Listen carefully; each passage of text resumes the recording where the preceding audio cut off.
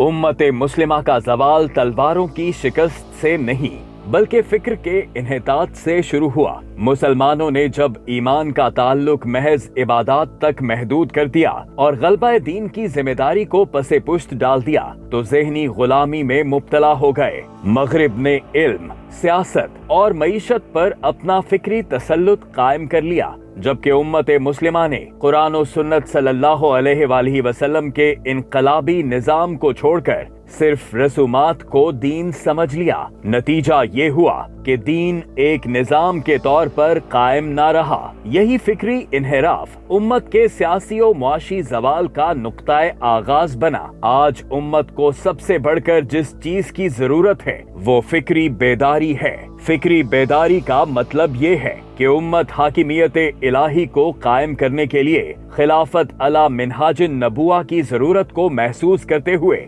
इसके लिए जद्दोजहद करे। इसी शऊर से उम्मत की इज्तमाई बेदारी की बुनियाद रखी जा सकती है। निजाम खिलाफत ईमान का अमली मजहर है। ये सिर्फ हुकूमती ढांचे या इक्तदार की तकसीम का नाम नहीं बल्कि ईमान और सियासत का इम्तजाज है। खलीफा कानून बनाता नहीं बल्कि अल्लाह के नाजिल करदा कानून का नफाज करता है। यही वो तस्वुर हाकिमियत है जो इंसान को इंसान की गुलामी से निजात देकर बंदगी को सिर्फ खालिक हकीकी के लिए खास कर देता है। निजाम खिलाफत में अदले इज्तमाई, मुआशी मुसावात और आलमी इंसाफ महज नारों की सूरत में नहीं बल्कि एक अमली हकीकत की शक्ल में जाहिर होते हैं। हर इनकलाब की इब्तदा फिक्र से होती है और अंजाम अमल पर। निजाम खिलाफत का कयाम भी इसी उसूल पर मुमकिन है। कुरान मजीद का ये उसूल कि अल्लाह किसी कौम की हालत नहीं बदलता